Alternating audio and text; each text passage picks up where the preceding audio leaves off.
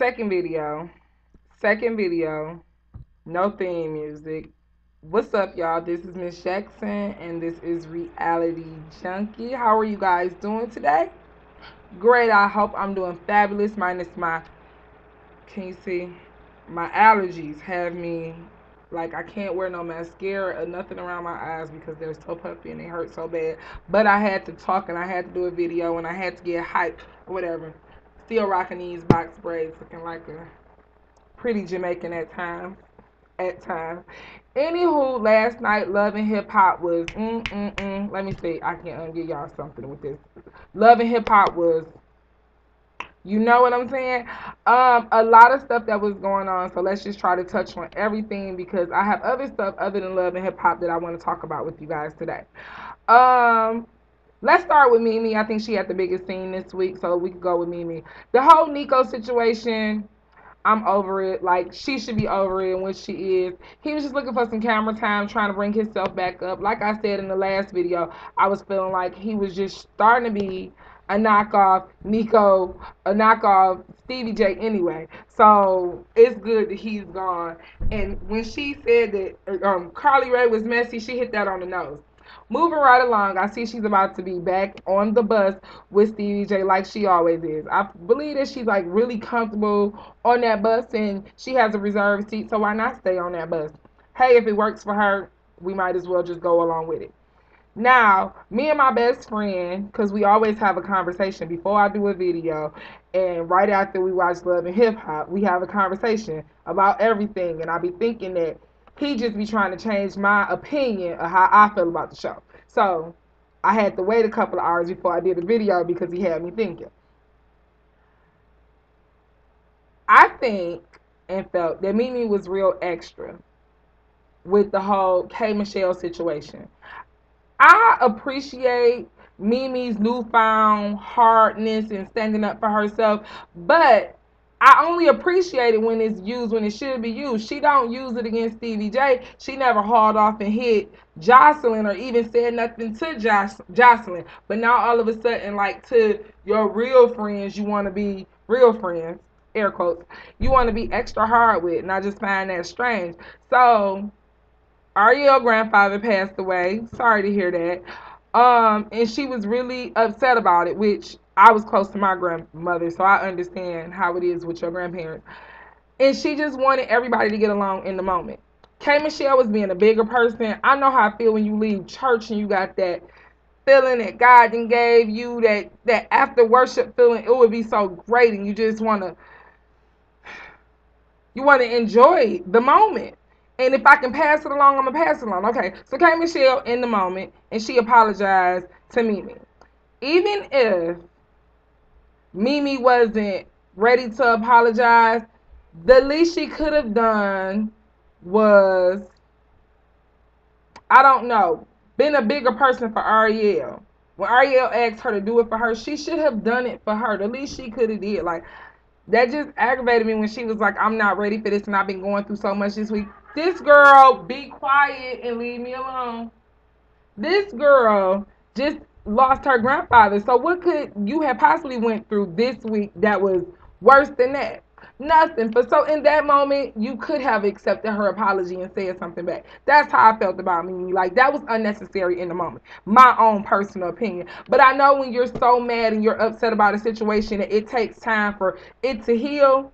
But I also know when you need to be there for your friend, you need to be there for your friend no matter what. That's my own opinion. All right.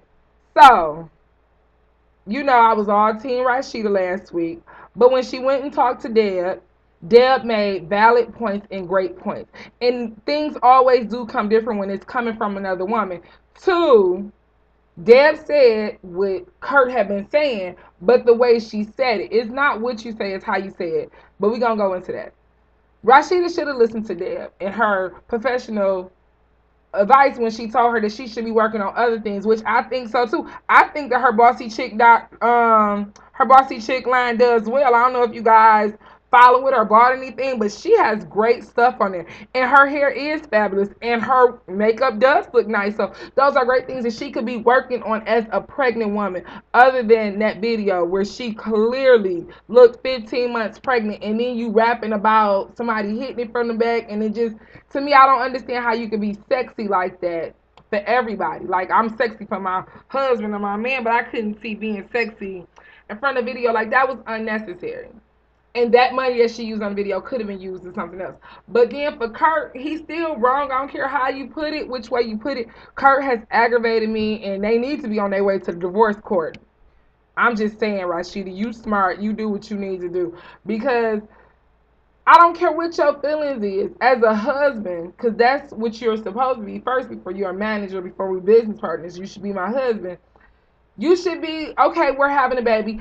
By now, you should be over it, because now they went from her not showing to her showing. She pregnant. She's having a baby. Like, it's nothing you can do about it.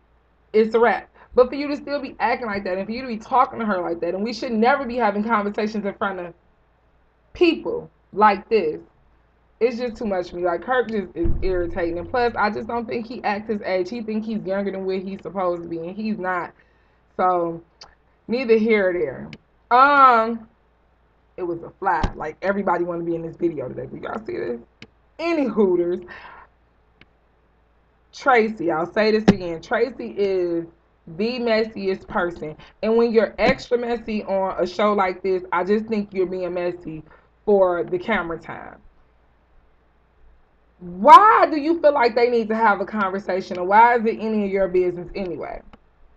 So if anything, Shay should have hit her. Shay had all the right to be mad at her, because why would you invite me talking about I feel like y'all can talk? This is not the time or the place for this. But Shay, why are you so mad when you know your position and you know who his woman is? For real. He always gonna go back to Erica, and he always gonna mess with you, but Erica always gonna be on the front line while you're just in the back cheering them on. Play your position. Like, I wish Erica could have grabbed her up and knocked some sense into her. But then too, when I'm talking to you as a lady, why do you have to get all loud? Like, come on. As women, it's no way that you spent all that time beating your face, putting that dress on, tightening up those Spanx, you got on those heels, and you want to go out in public and act like that when it's all these cameras around, all these people around. Like, if you gonna look like a lady, sorta, you might as well be acting like a lady too. But in this situation, it's not Shay and it's not Erica. It's Tracy need to mind her own motherfucking business. End of discussion. Worry about what you and your baby daddy doing. And the fact that you going on a date and the only thing you talking about is your baby daddy, you ain't gonna get that far with that man, because you always talking about your baby daddy, who clearly don't want you because you're not a groupie chick. Have you got that through your thick head yet? Obviously not. What else happened on Love and Hip Hop that was good? I think I covered everybody. I watch R&B Divas, but I don't watch R&B Divas. But I caught the end of R&B Divas. I know what's going on. I know the drama and the back and forth. And that Nikki, she is so eerie.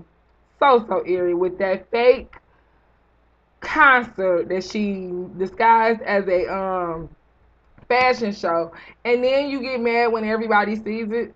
At first, I wasn't a fan of Angie Stone's, but the one thing I can say about Angie Stone, she always was the same. She never changed. She never flip-flopped. Whatever she did it in the next scene and the scene after that. Like, she stuck to her feelings. So she was that good kind of messy that kept the drama going, because she the only person that I'm really feeling. I always thought something was wrong with Kiki. I tried to like her, but it's not that I dislike her. She's just kind of kooky. Like, y'all remember Kookie. She just need to have a seat. Like, something is truly wrong with her. But it was juicy, and I cannot wait to see the reunion show. And please believe that I will be talking about that in my next video.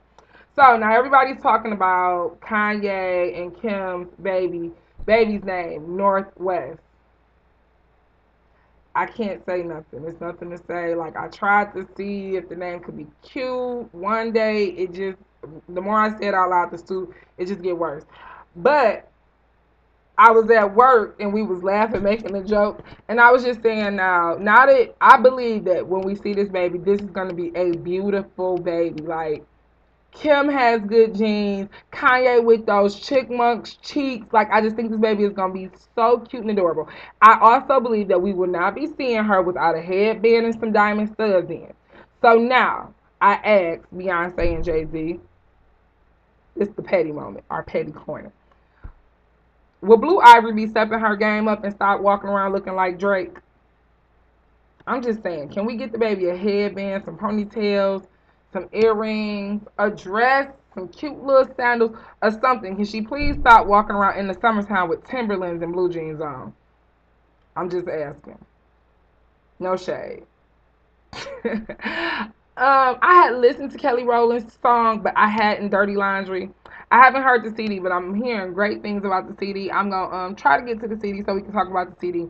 But the song, because I had read somewhere that she was talking about Matthew Knowles, which made me want to go listen to the words, read the lyrics, and see what I can hear.